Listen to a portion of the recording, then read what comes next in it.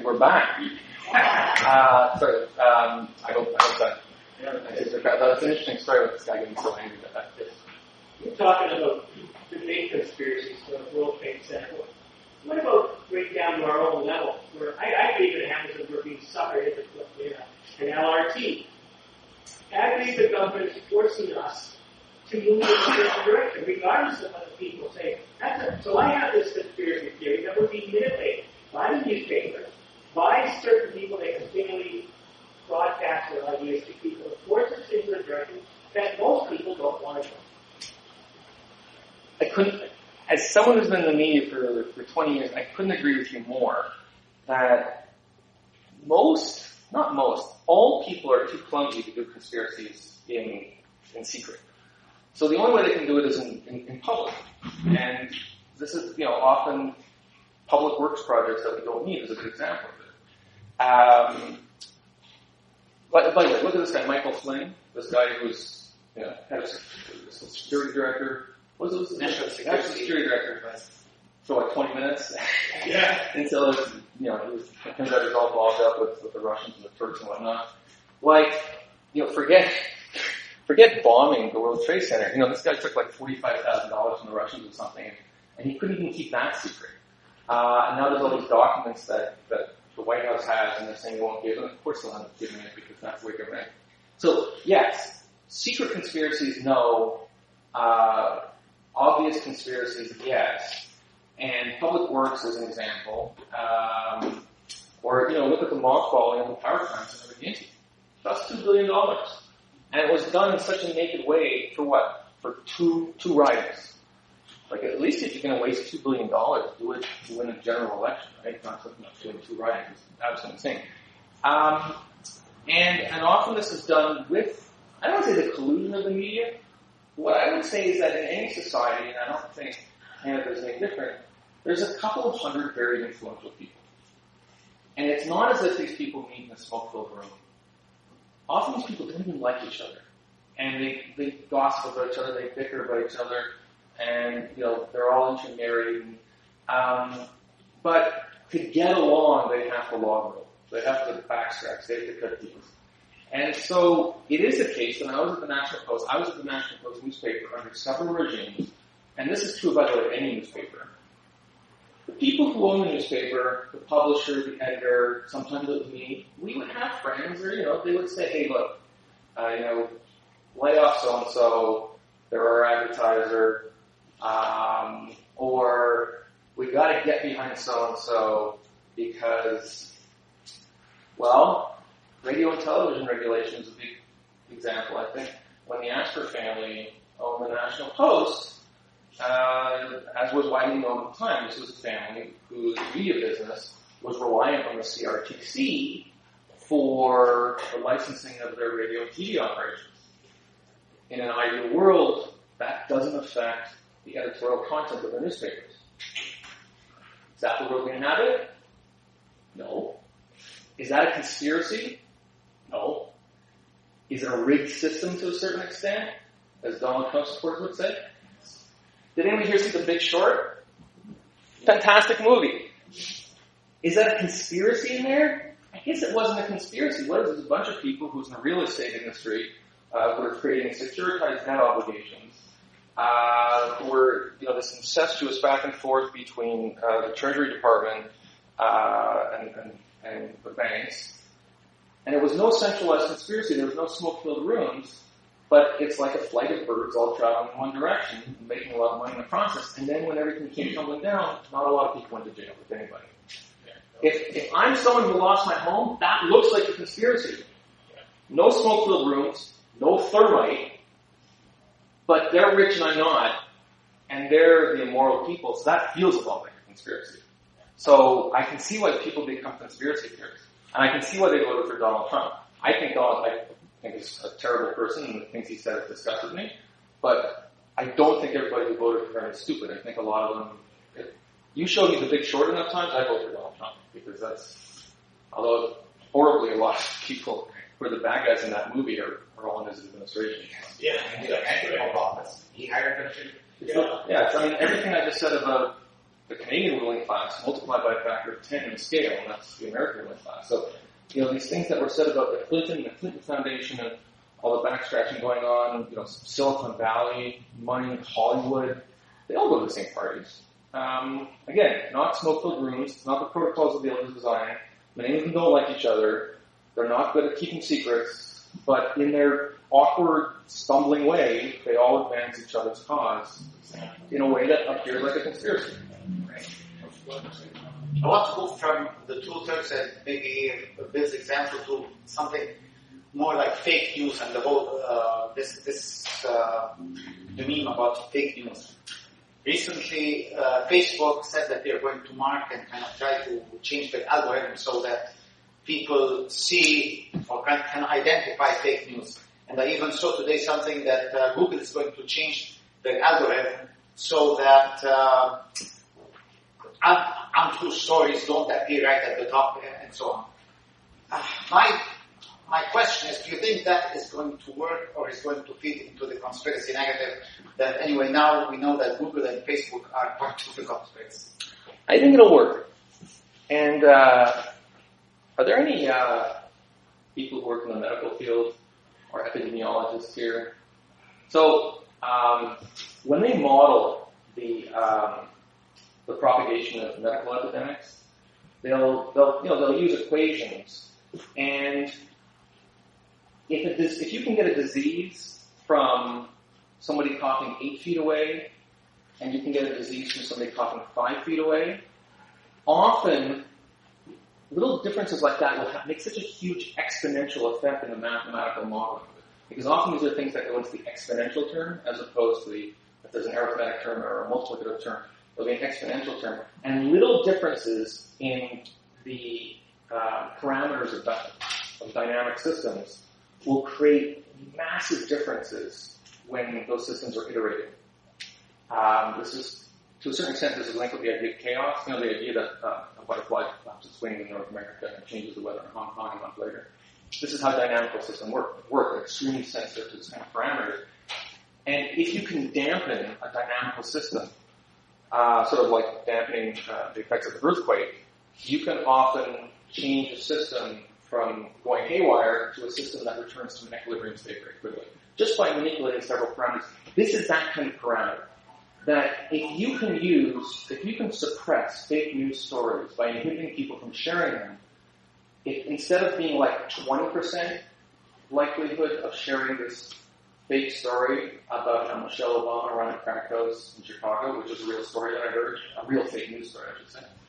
The pizza place. Oh, Pizzagate in Washington. So if instead of 20% of people repeating that story, let's say you label it fake news and only 12% of people repeat that. You may say, well, 12 divided by 20, that's only a 40% reduction. But through the exponential power of the iterative process, you may cause that story to peter out because the dynamic of it can't sustain itself.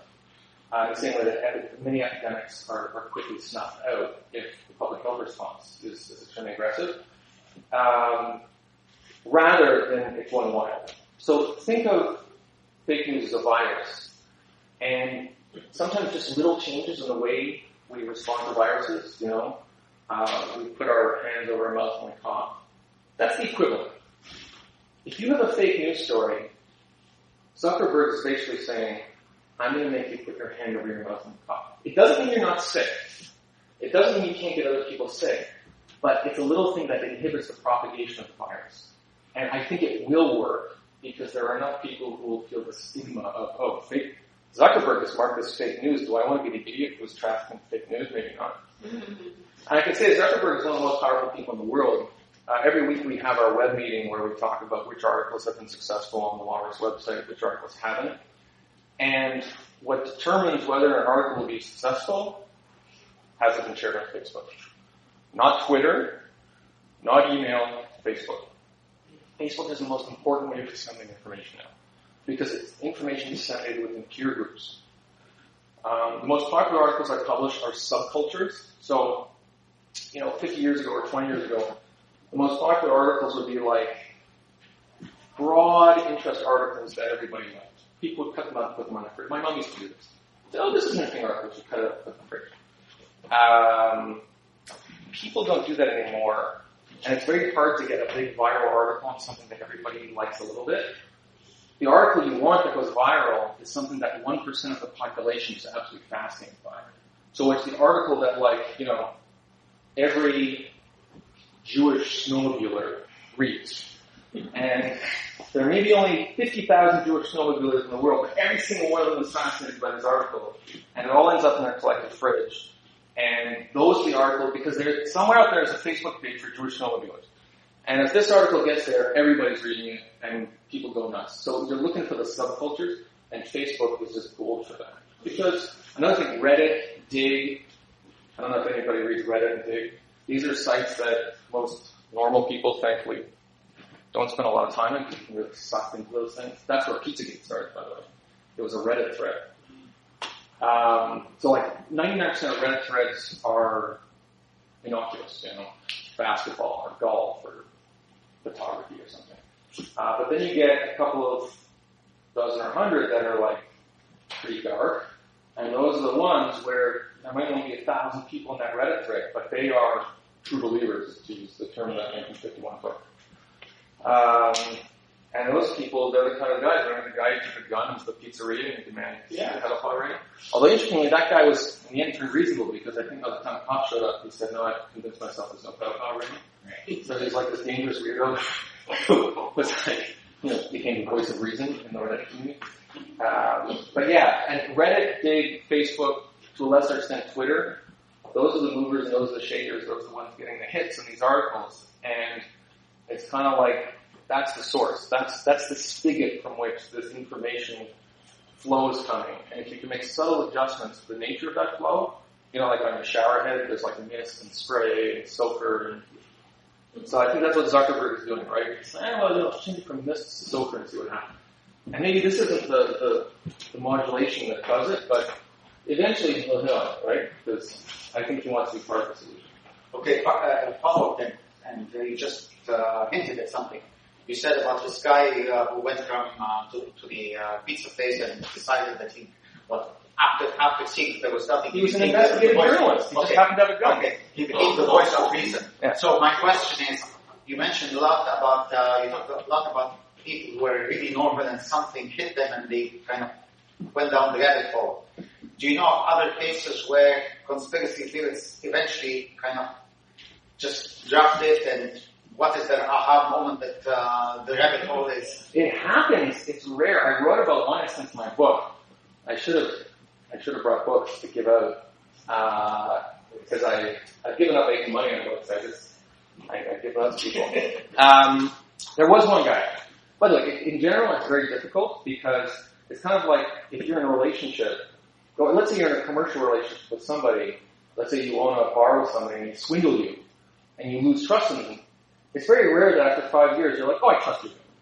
Usually you lose trust in a business partner, kind of you've always lost, permanent, right?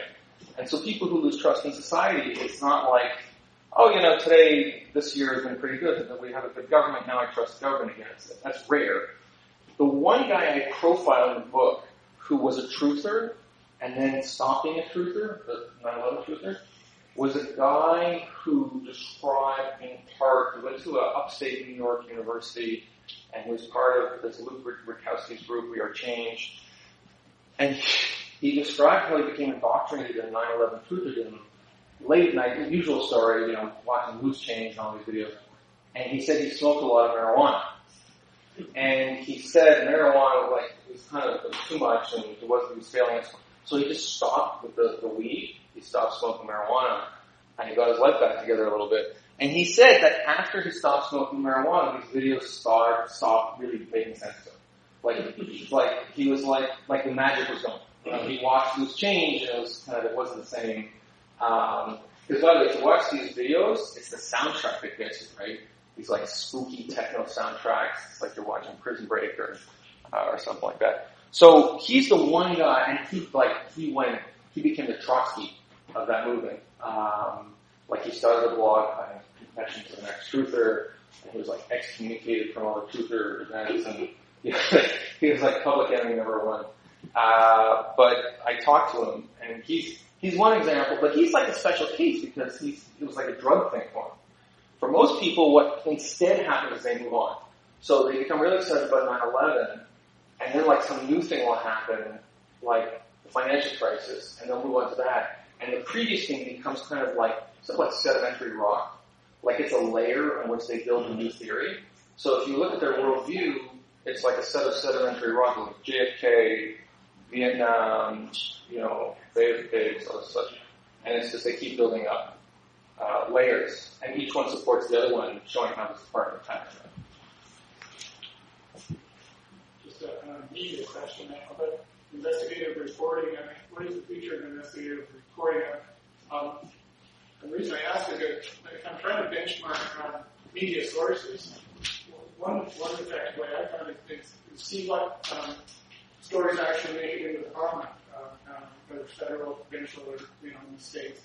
And most of those invariably are investigative reporting things for some report. And typically mainstream media, I don't see a lot of these small internet type news organizations that do that kind of work that would lead them to a thing that would end up in parliament, where somebody said, "Hey, look, here are some facts. Explain yourself." So I'm just kind of wondering, but most of those major media things that seem to be in danger financially, does that mean this whole investigative journalism thing is threatened? Just the opposite. It's a great question, but I'm optimistic. No, it's a super good question. I think what is happening now is I think a lot of people are realizing the value of investigative reporting. I think it's one of those deals that you don't realize the value until it's done. You don't think of oxygen, but then if somebody reduces the oxygen level in this room, you start gasping for breath. You're like, we're super into oxygen. And I think investigative reporting is expensive. It often costs tens of thousands of dollars to pursue a big story. You have to get lawyers. Lawyers aren't cheap. So, when the Toronto Star did their big Jan Ghomeshi takedown a couple of years ago, it was probably a $50,000 story. Toronto Star, but my differences with their editorial policies in some respects, but they do a lot of fantastic investigative reporting, as does the CBC, and I have total respect for a lot of the reporters they have. If you look at the future, though, I think the future, a lot of it is based on charitable donations, in the sense that because people now recognize that they need investigative reporting, they recognize that it's something that they have to pay for and support. And in the United States is way ahead of us because private citizens have been supporting NPR for years, right? When the widow of Ray Kroc died, widow Ray Kroc, I forget the first name, that's the founder of McDonald's. She left something like $500 million to NPR. I love NPR. They do a lot of amazing investigative reporting, even at the local level. So if you listen to WNYC, which is the NPR affiliate in New York, they did a lot of groundbreaking stuff on the Bridgegate scandal. Even though it's a regional public radio affiliate, they put to shame a lot of provincial or even national media organizations here in Canada. ProPublica, which is an investigative resource in the United States, which gives away its stories for free.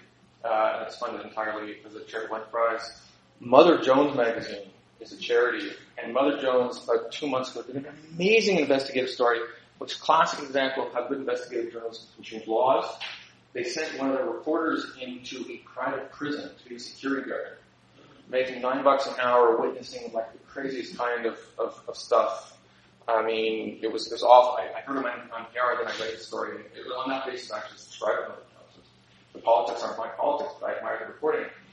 And states have changed their laws on the basis of that article because he showed how for-profit prisons were becoming violent places, in part because the corporations that are running them, they cut back on all the activities for prisoners, whether basketball or football or whatever, because, it costs $5 extra an hour to run a basketball game and to keep them in their cell. And, when you got a bunch of 25-year-old men in their cell 24 hours a day and you let them out for a few minutes to have lunch, guess what? They have a lot of energy, right? It's kind of like the Iraqi army. They took away their guns. They had a lot of time on their hands. So they did that thing. So states have changed their law as a result of that single article. That article probably cost $100,000 to do. It took them months and months and months, lawyers, all kinds of support mechanisms. But that's the kind of journalism people want to support. And one thing that's really nice is that since the election of Donald Trump, New York Times subscriptions have surged. New Yorker, Atlantic, even the Walrus, we got a fresh it's Walrus Foundation, it's a nonprofit CRA accredited organization with an educational mandate. Even in Canada, although Donald Trump's not our president, people were so shell-shocked by the effect of fake news and the seeming ignorance of large parts of the U.S. electorate that we got a little bump in our fundraising percentage. So Donald Trump, bad for America, in my opinion, ironically good for journalism, because people realize, the marketplace of ideas doesn't sustain itself. You have to nourish it. That takes investigative journalism. It takes money. It used to be you could finance investigative journalism by selling ads for tire dealerships in your newspaper. You can't do that anymore. All the ads are going to Google and Facebook. So how do you do it? You have to follow the NPR model, Mother Jones model, the Guardian Trust in Britain, and here in Canada, the Walrus model. We started in 2003, I think. We were considered weird and fussy and obscure then, but we were kind of ahead of our time. Right? So that was the one way. Again, what's the Canadian model? Sorry? I didn't Like get a charitable model for good journalism. So National Public Radio is an example. National Public Radio receives some congressional funding, some federal government funding, but most of it comes from private donors who just like good, some viewers like you. That's right. PBS. And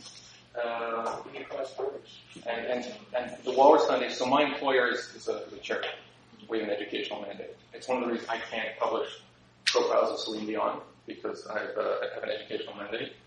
I have to run wonky articles about educational subjects. But if you want profiles of celebrities, there's a million places you can go to, right?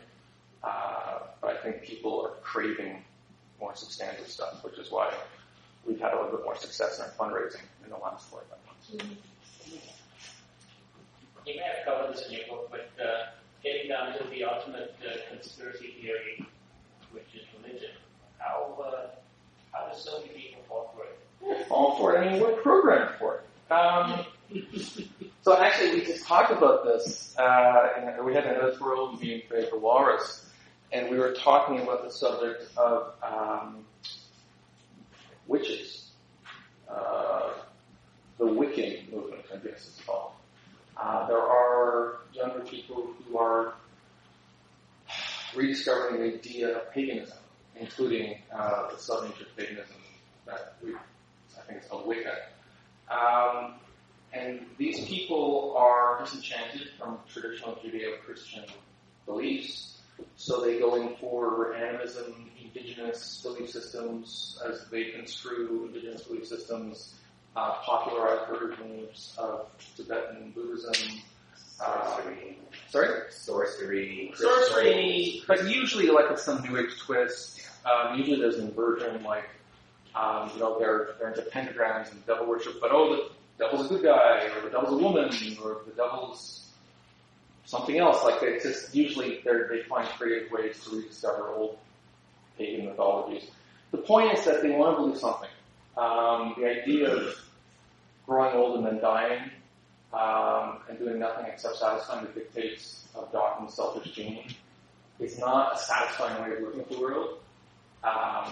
There are always within the intellectual subclass that is satisfied with scientific determinism and scientific explanation of human character and evolutionary psychology, but 99% of people, they need something more. So they need, They need tribal identity, the idea that their own individual life is worth something more than just themselves. So they're part of a larger unit. I'm a Hutu, let's go fight the Tutsis, or vice versa. Or I'm a Kurd, let's go fight the Turks, like that gives are like me. But we live in a fairly peaceful world, at least in the West. Consumerism seems somewhat bankrupt. Relationships fail, businesses fail. My house is smaller than my neighbor's house, this sucks. And you used to be able to think about getting a great reward after death, right? That doesn't work anymore. So you start thinking that there's ancient secrets that indigenous people have. If only we protect our homeland, they'll tell us their secrets, and they have this wonderful way of life that will teach us how to get along. It's got to be something. Chesterton said that once you stop believing in religion, you believe in anything, and I think it's true. A lot of the creeds you see preached on campus under the guise of identity politics are no less ridiculous than some of the creeds you see from other religious texts. So be careful what you wish for. Once you extinguish religion, you'll get things that could be even more bizarre than religion. It's just our brains are wired for the great spaghetti monster.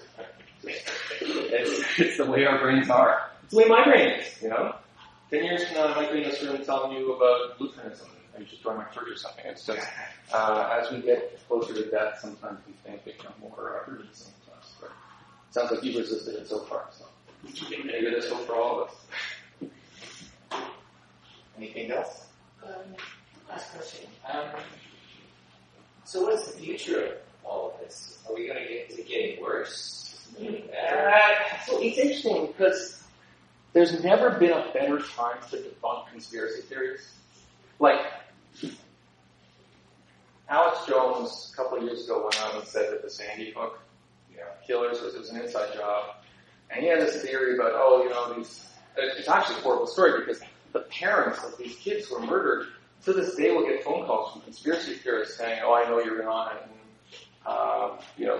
you're just an agent of gun control, and that's horrible. You can imagine losing a child, then to add to your horror, there's these idiots accusing you of being part of some conspiracy. But within a day of Alex Jones promulgating this nonsense, there were sites that systematically debunked everything he was saying. And if you've seen Loose Change, which is this epic movie, there's another movie called Screw Loose Change. And in Screw Loose Change, you'll see the video, and there'll be those little pop-up bubbles that point out the inconsistencies in Loose Change and the specious mode of argumentation. So, if you're looking for the dissemination mechanism and the technology to debunk conspiracy theories, this is a golden age. When the Protocols of the Elders of Zion was popularized in the early 20th century, Jews just kind of had to stand around and, no, it's not true. The Cossacks were interested, right? So there was no way to fight back against this conspiracy. Henry Ford himself was publishing the Protocols of the Elders of Zion in his Dearborn newspaper. It took years for the rebuttal of it to make its way around the world. Now, this happens overnight.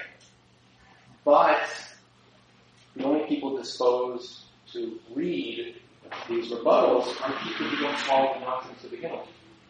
The people who listen to Alex Jones' InfoWord radio show are not the same people who are on Snopes or Wikipedia, say, before I believe Alex Jones' crazy theories, I really should check this out on Snopes.